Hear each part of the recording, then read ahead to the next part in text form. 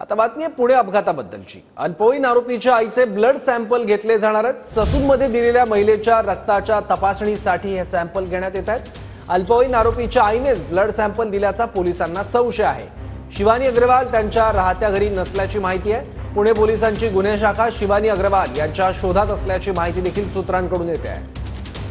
अल्पवयीन आरोपीच्या आईचे देखील ब्लड सॅम्पल आता घेतले जाणार आहेत। पुणे पोलिसांची गुन्हे शाखा शिवानी अग्रवालच्या शोधात आहे। चौकशीतून आतापर्यंत काय काय समोर आलं? अल्पवयीन आरोपीऐवजी ससूनमध्ये आईचेच ब्लड सॅम्पल घेतले होते असा संशय पोलिसांना आहे। अल्पवयीन आरोपीच्या आईचे ब्लड सॅम्पल तपासणीसाठी घेतले जाणार आहेत।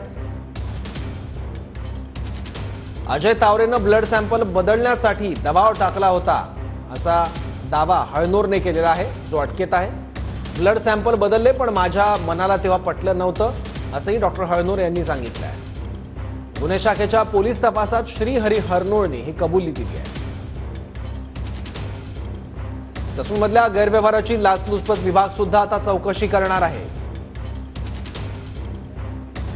ब्लड सॅम्पल फेरफार करण्यात भ्रष्टाचार झाल्याचं समोर येत आहे।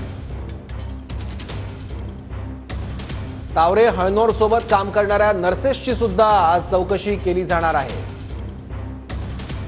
आतापर्यंत ससूनमधील 15 ते 20 कर्मचाऱ्यांचे जबाब पोलिसांनी नोंदवलेले आहेत आणि आज काही नर्सेसची देखील चौकशी होऊ शकते।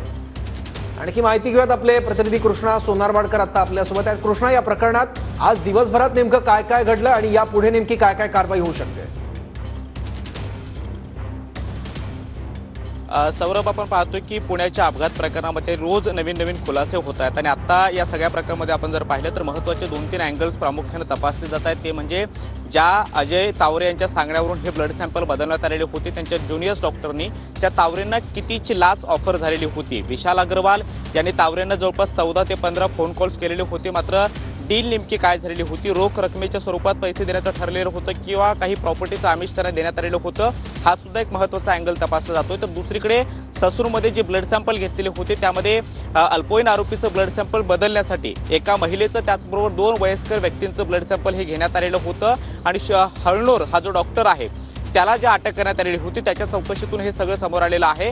दुसरीकडे डॉक्टर पल्लवी सापळे यांच्या समितीनं जो काही अहवाल तयार केलेला आहे त्यामध्ये सुद्धा या बाबी नमूद आहेत आणि त्यामुळे हे 3 व्यक्तींचं नेमकं ब्लड कोणाचं आहे तो सुद्धा अँगल एक महत्त्वाचा तपासला जातोय। एक शक्यता अशी सुद्धा आहे की ज्या महिलेचं हे ब्लड असे आहे असं सांगितलं जातंय ती महिला दुसरी तिसरी कोणी नसून अल्पवयीन आरोपीची आई शिवानी अग्रवाल यांचंच ते ब्लड आहे। मात्र याची खात्री करण्यासाठी पहिल्यांदा शिवानी अग्रवाल यांचं ब्लड घेऊन प्रामुख्याने तपासावं लागणार आहे आणि त्यामुळे शिवानी अग्रवाल यांच्या घरी सुद्धा पोलिसांचं पथक गेलेलं होतं, मात्र त्या मागच्या काही दिवसापासून त्यांच्या घरी नसल्याची माहिती समोर येते आहे। त्यामुळे शिवानी अग्रवाल यांची सुद्धा येत्या काळामध्ये चौकशी केली जाऊ शकते, त्यांचं ब्लड हे तपासणीसाठी घेतलं जाऊ शकतं।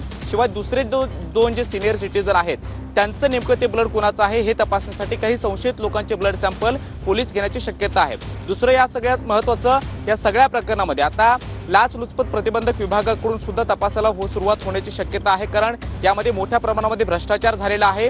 शासकीय अधिकारी आणि कर्मचारी आहेत त्यांना लाच ऑफर करण्यात आलेली होती, काही पैशांची देवाणघेवाण झालेली आहे, ज्यामधले 3 लाख रुपये आतापर्यंत हळनोर आणि घटकांबळे याच्या घरातून जप्त करण्यात आलेले आहेत। त्यामुळं या पैशांचा व्यवहार हा नेमका कुणाकडून झालेला होता आणि किती मोठी रक्कम या सगळ्या प्रकरणामध्ये डील झालेली होती हा सुद्धा अँगल जो आहे तो येत्या काळामध्ये एसीबी कडून तपासला जाऊ शकतो। मात्र काही तथ्य, काही नावं समोर येतात काय बघावं लागेल। कृष्णा, धन्यवाद या माहितीबद्दल।